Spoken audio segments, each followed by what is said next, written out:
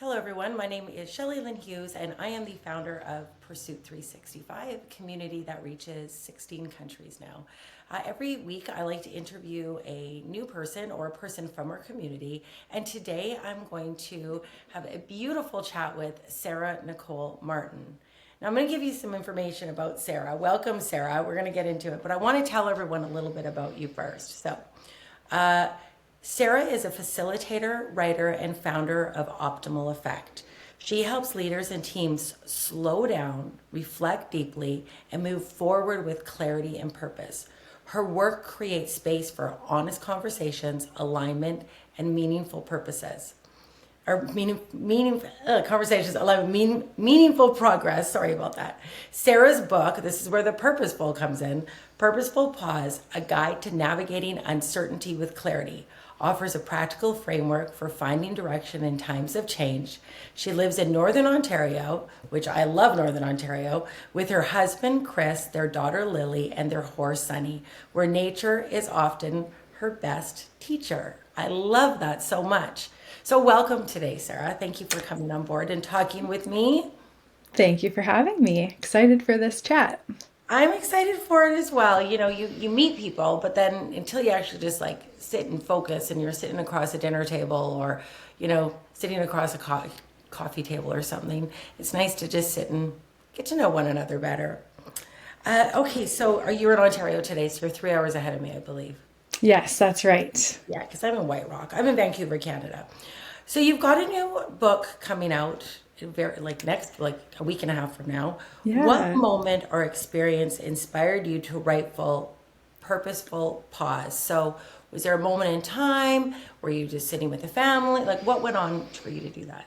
Yeah, I want to dig into that, but can I first ask you a very personal question that relates to this? Oh, yes, I'm absolutely. putting you on the spot, That's okay. but it does answer your question.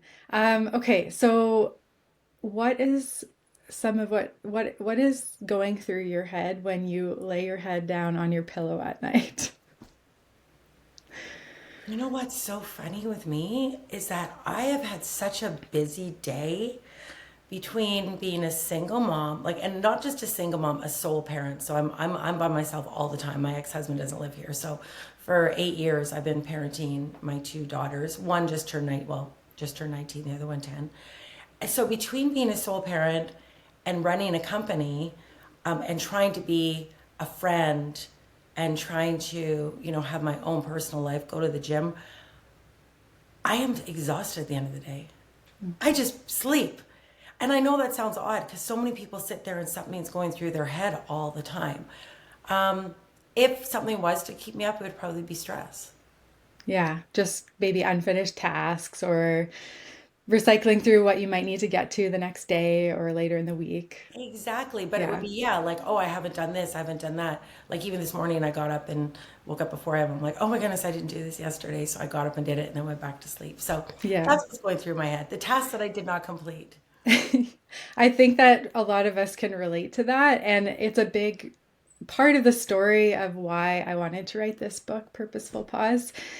So many leaders and founders are have so much going on all at once, and there's so many roles we're playing beyond just the work that we do, like you've mentioned, with family and with Mhm. friends and maybe volunteering.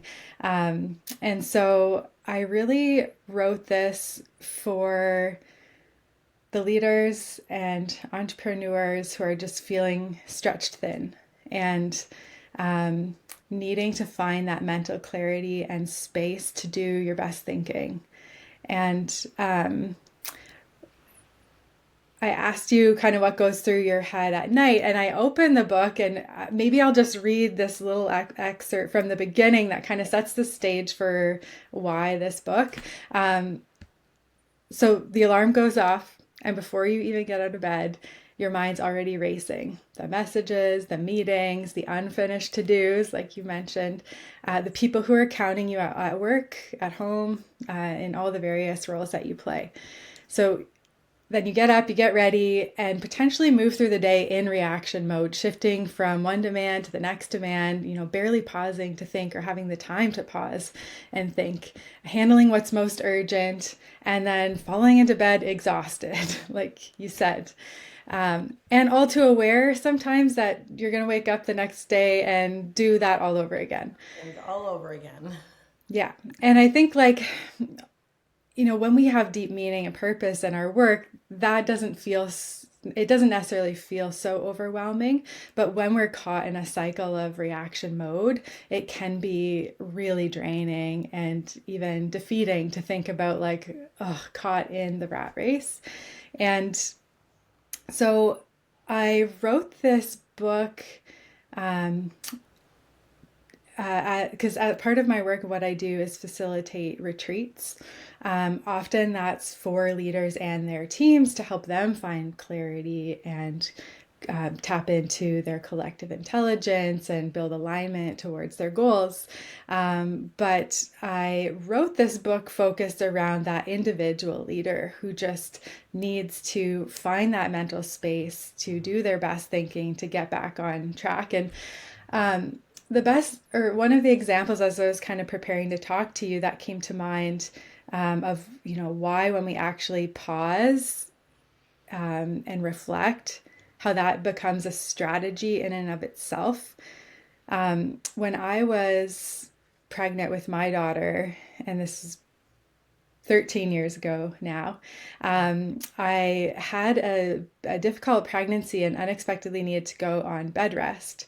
And at the time I was working full time. I was also working on my degree in social work part-time while working full time. And when I went on bed rest, it just paused everything. Like suddenly I had nothing to do. And that time just laying on the couch and trying to keep myself busy gave me a whole new perspective on my life and the path that I was going down, and actually helped me reshape and make some very different decisions that ended up being really important for me to be more aligned to who I am. And so that is one small example personally, but there's so many others that have kind of leaders I've worked with that had led me to this moment of writing this book that could be kind of a retreat in your hands that you can take at your own pace, that you could go away for a weekend and work on it, or you could wake up early in the morning and give yourself a half hour every morning to kind of work through the process. Or you could come on one of my retreats and do it in a group of other people for a week where you're totally in a new environment and getting to actually do that rest and rejuvenation. I love that the pause, because the pause is very important. And I never really thought about it that way, but it's true. I mean, going back to COVID, a lot of us had a pause in our lives that we could, restructure or redecide what we were going to be doing, because our entire lives stopped, like your life being on bed rest. Well, you were growing a human inside of you, which was very important. But the pause is really, it's good. That's where I think exercise comes in a lot too, like when you go and either meditate or go and do that. But having to work with someone like you would be exceptional. So this book, is it, you say leaders? Now the leaders, that could be corporate leaders or high school teacher leaders or like any leaders essentially. Yeah, I know. I should have like an asterisk on leader because we can define that really broadly. Like where a lot of my work is with leaders of a nonprofit or a smaller medium enterprise. I also I've tested the book with a variety of different people, and even like some folks who were staying at home and taking care of their house and their kids as their main focus and priority, or like on the other end, where it's your focus is really corporate and maybe your kids are grown and you're in a different stage or transition or don't have kids.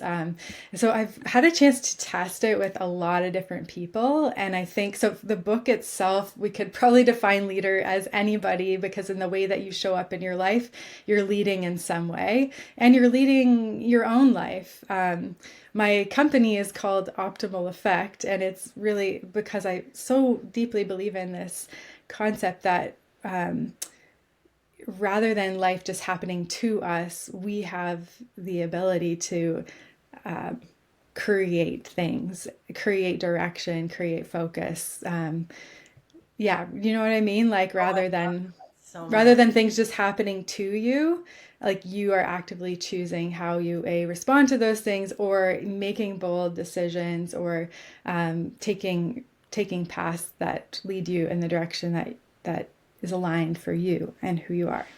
No, I love that. It's so true. So many people like, oh, life's happening to me. No, you're going Yeah. to respond. Like you can create your future and then you can respond to what's happening to you in any way that you wish. Yeah. I Yeah. said this in a past, and I don't know if it's from a book I read or someone said to me, but let's just take an example I use all the time is red wine. So if you drop your red wine spills off the table, it's on the carpet, it's on the floor, whatever, you have a broken glass. There's two ways you can go about cleaning that up, right? You can do it. The mess is still there.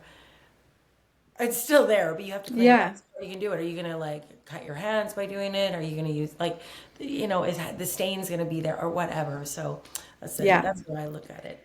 But I love that. Can I build on your analogy? yeah, for sure. The analogy I use in the book is because I'm big nature person. Moved to Northern Ontario, as you mentioned, because I really wanted to have more opportunities for the hiking and the kayaking and animals and all of that. But I use the analogy of a river, which and life, where if life is, if we're on the river, we don't always know what's coming around the next bend or when we're going to hit like the biggest rapids. And so we got to find these little calm pools off to the side that help us to go up on shore for a second and be like, okay, what's my strategy? Just came down those rapids there in my rubber dinghy, and that was not the ideal tool for me. So how can I retool and prepare myself for what might be coming next, or learn from what came before? I love that so much. Okay, you talk about slowing down to accelerate, which is kind of like what we're talking about right now. What does that actually look like in practice for leaders, teams, or even in your own world? So you did talk about the pause, so that's very similar, I'm guessing. Is it Yeah. something different? Yeah. I think it's really about the intention behind the pause. So, like, you could go on vacation with your family and have a great trip and a break from work and a rest, but maybe you're like just going so hard on that by the time you get back, you need a vacation from your vacation to actually feel rested. And so I think that slowing down to accelerate is about really being intentional about how we use those breaks. Yeah. And often that can mean, I think we can do it in big ways and we can do it in small ways. Like in small ways, taking walks during your working day and allowing your brain to just like focus on your surroundings. Like, have you ever been stuck on a particular problem and then you go away to do something else not related to work, and then suddenly like you solve the problem? So many times I like projects I'm on and it's just like, oh my goodness, this is not working. I need to focus on something else. But then, yeah, I come back to it. It's like, oh, okay, there's the solution. Yeah, exactly. So in the small Smart. scale ways, when we build in these little breaks for ourselves, big in terms of like, maybe annually you give yourself a week to like um, do a book like this and have some reflection that's guided, that gets you to really, look back and learn from the things that have come before, or during the day in those small moments that we take to like catch our breath and just reevaluate. I I find with a lot of teams in the work environment, they can get so focused on a particular project or objective that needs to be completed, and in the midst of the busy, we kind of can lose sight of the why we're doing it in the first place. And sometimes the place we started out and the why we were doing something made a lot of sense, but maybe environment conditions, things have changed, and it no longer makes that much sense to be putting that energy and effort into that. whether that's in the team or in our own lives. And so these pauses actually accelerate the work because we're able to piece apart what is actually a distraction and wasting my time and energy, and what is going to be most worthwhile for me to put my time and energy into. Perfect. Yeah, those pauses are really important, and knowing when to slow down and accelerate. So you teach these leaders how to do that. So do you do it, I know you do the in person, but you do a lot of distance, like what we're doing virtual? Yeah, when I'm working with leaders one-on-one, that can look like a thinking partnership, either Yeah. virtual or in person. And it's really just about helping them to kind of slow down in the chaos of life. And when I'm working with teams, it's sort of the same. It's like this coming together for this intentional little time where we're breaking away from the busy, and we're using reflection as an opportunity to be more strategic. And I think this is especially important right now because we're living in the fastest changing time in history. The experts in the or if you talk to any futurists, something you'll hear them say is that the rate and pace of change we experienced in the last 100 years, we're going to experience that amount of change in the next 10 years. Wow. And you're probably already feeling that with like how much AI has advanced and changed the way you work compared to a year ago. And so it's going to be impossible to keep up with everything. And I think that's where being able to slow ourselves down for moments in time will become so important to make sure we are on the right track and that we can pivot and adjust to make sure that we're staying relevant in our context, but also relevant in terms of being aligned to what gives us meaning and purpose. Absolutely. Yeah, the times are changing so fast. Like I was just at the IMEX, not yeah, IMEX convention in Ontario, in Las Vegas, and I, there was this robot, and it was this robot going around, and in like 2 hours, I think it got over 1,000 leads, and it was just going around with this shirt. And anyways, it was just crazy. And the owners of it, or whatever, the guys that made it, said, yeah, no, like it's AI brain, it's growing every single day. I'm like, this is frightening. Imagine in Yeah. 2 years. I find it frightening.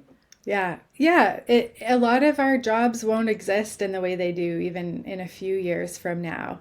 And so being able to uh, take the time to be reflective and notice what's happening around us is going to be also really important to make sure we don't become obsolete in the work that we're doing. Absolutely. Yes. So a lot of leaders feel that they don't have time to pause to do what you and I are talking about because they feel that the reflection is a luxury and they're just too busy. Like what would you say to someone who feels they're too busy to stop? Like they've got way Yeah. too much going on. I can't stop. If I stop, the whole world crumbles in front of me, from my family to my business to everything. And there's a lot of leaders that feel that way. Yeah, I would say you probably already are pausing, but in the form of burnout and frustration. Mhm. Like you're losing your effectiveness by running so hard. Um, and so being able to, instead of like being stuck and frustrated on a problem or completely exhausted and burnt out for a day or moments in time throughout your week, if you can use those times instead to be really intentional and reflective and ask yourself, like, why are things the way they are right now? What do I have control over that I can shift and change? What's out of my control, and what impact do I want to show up and have? You can do this in really short ways, like I said, taking a half hour to ask yourselves a few reflective questions, or you can commit yourself to a longer process. I have a retreat that I'm getting ready to lead in February, and so I've been having a lot of these conversations with leaders. Some who are like, I cannot take like 3 days away from life and family to just go away, and I get that. That's not always going to be realistic. But that's also why I wanted to write this book in a way that someone could take it away and use it for themselves at their own pace in their own way.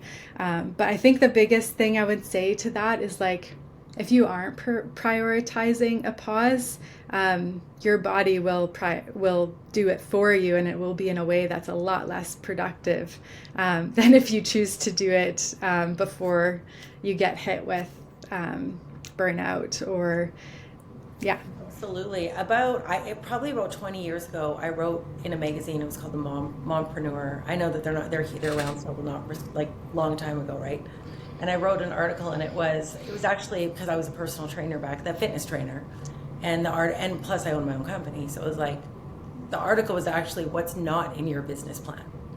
And really, when you're doing your business plan, you should have your business plan, but I think there should be almost like a self-care within that, because we tend to go as entrepreneurs or business people, we just go full into our business, and then we generally slack on our family life if you're running a company or an entrepreneur, and we slack on ourselves. But later on in your life, when you look back, say 10, 20, 30 years, if you haven't taken care of your health, your mental health and your physical health, what's the point in having all that money and having everything? There's no point. So that was my article, was all about what's not in your business. Yeah, because the truth is we can't really do it all, or at least we can't do it all well. And so, and life can come in different stages where we're a little more focused in one area than another. Or, if we do create the right support systems around us, then we can really focus our energies on where we can have the most impact, but have other people to help fill in the gaps. And I think that I wrote this book from a personal place of the process that I've been using for the last 15 years, my own reflective process for helping to get clarity on where I'm heading, but also it's been a big part of being able to take really bold and courageous decisions, knowing that they're in alignment with who I am. And what I love about this approach is that it's not siloing professional me and work and family me and friend and sister me. It's really about blending that all, because we are whole people, and I don't really believe we can, or it's very healthy to segment ourselves in that way. And so I want everything I'm doing in my professional life to be tapping into who I am as a person and what's important to me. And then that creates a lot of energy, a lot of resilience, and honestly a lot of grit too, when we're doing things aligned with what we're passionate about. Absolutely. One of my clients and a Pursuit 365 member, she's got a book that just came out recently called Quantum Business. And that's another one I recommend for people to read as well. I think you would enjoy it. I will check that one out. So your book, so now people, those ones that say they can't take the time out, at least they can take time out to get your book, and right? And because they can And so and then within that, they can make decisions afterwards. Yeah, that's right. And like interact with it however you want. It's 7 steps, essentially, chapters. Each one has a little bit of a story that's like a page and a half, like fairly short to read, to get you into the frame of mind and context of what that part of the process is. And then it will have like 3 or 4 exercises to go with that. So it's really a workbook. And, maybe all you have time to do is read that story. And then that kind of goes with you into your day. And in the back of your mind becomes a bit of an intention. And then if you have time, you get into the exercises, great. If you don't, you've at least read some of these examples and questions that will help you to maybe reprioritize or focus your thinking. Love it. Throughout the book, you weave in personal stories and client examples. So throughout, you spaced it out. What have you learned about courage and the adaptability from the people that you've worked with? Like we're always learning. So with my Pursuit 365, 4 books, 3 books with 365 people in each of them, 1 book with 111. I'm constantly learning from my members or my clients, from their stories. That's part of the reason why I do what I do, is because we can learn and we can heal, not only from hearing other people's stories, but also sharing our own story. So tell me, what have you learned about the courage and adaptability? Yeah, just to touch on what you just said there, I could not agree more. This um, reflecting, so actually, the first chapter is called Reflect on the Story. And it's about exactly that, how, how, Language.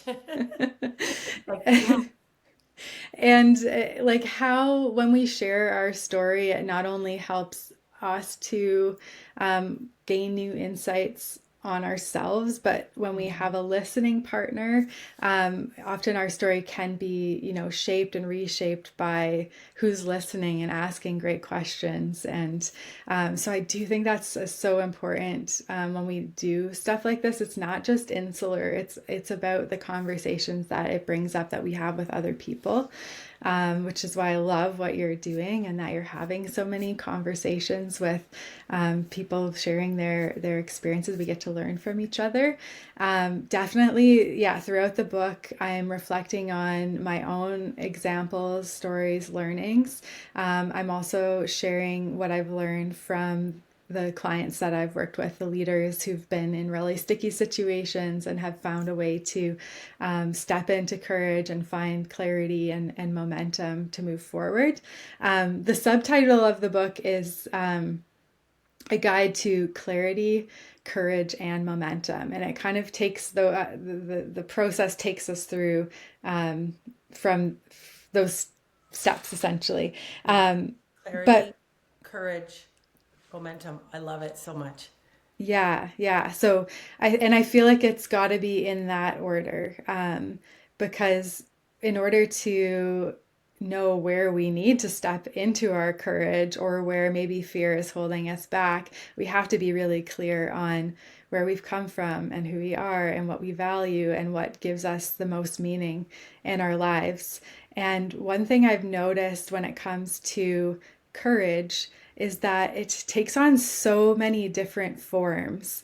And there have been moments in my life where I've made really big leaps, like the decision to start a business and to be, financially supporting my family as a primary breadwinner, for lack of a better term. And the risk that comes with that and like the Huge betting on risk. yourself is huge.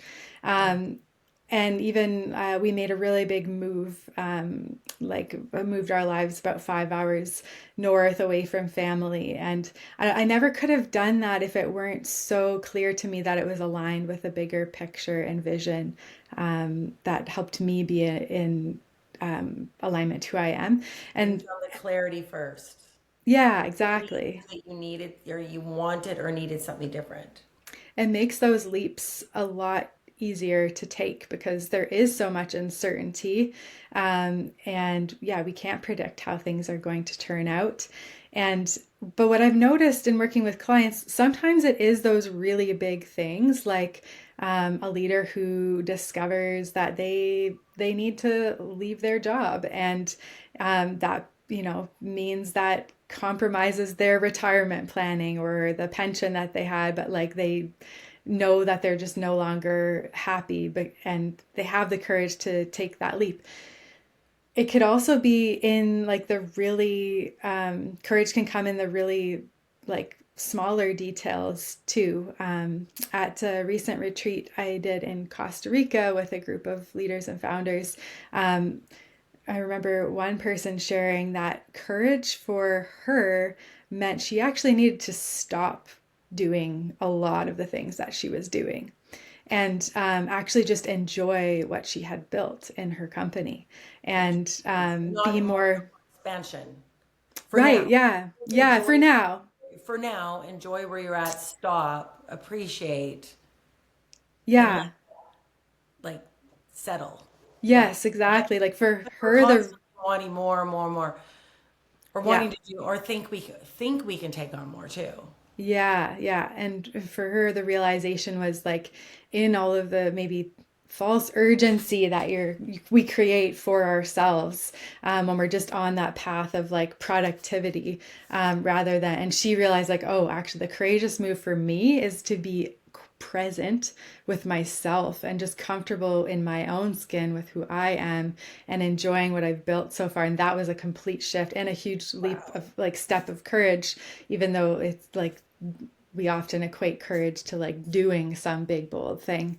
Yeah, and for others there was some of those too where it was like actually, yeah, just in having confidence in the decisions that I've made and really leaning into maybe areas of life that I've been that have been on the sidelines.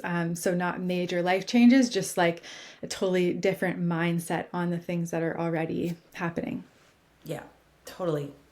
Okay, I want to get this. I've written down a few things. So I want to make sure I say this properly. So the book ends with the idea of an infinite loop of growth.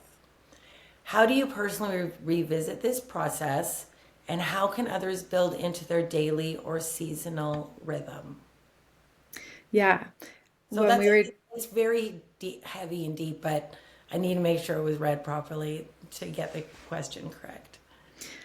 Yeah, but like what we were just talking about, where you said, like for now. So the example I gave of someone at that retreat in Costa Rica and realizing it was time to just be present and enjoy what was built and like stop doing so much for now. And so this idea of an infinite loop is that when we take the time to reflect on our story and connect to our purpose and envision where we want to go, and then notice the areas where we need to really step into our courage and find the path to build the momentum.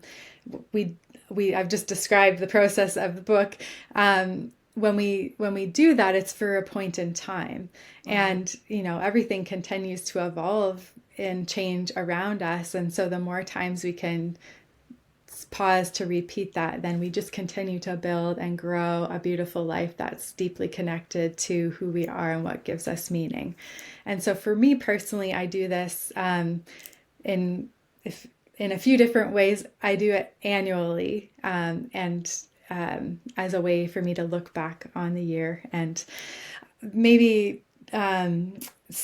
cheesily, or in a cheesy way. I like to do this in January. I was gonna ask, Um, when do you do it? So you do it yeah, like January 1st or in the first month? I Do you usually have do it in ritual? that little gap between Christmas and New Year's where the world's all like fluid and we don't know what Just day do it it. is. It's like the world stops for a week. It's Yeah, so I That's actually kind of my pause time because it's like I'm forced to pause. I'm forced to yeah. watch movies. Like I have a hard time sitting and watching movies because my brain's like, "Do, do, do, do, do," right?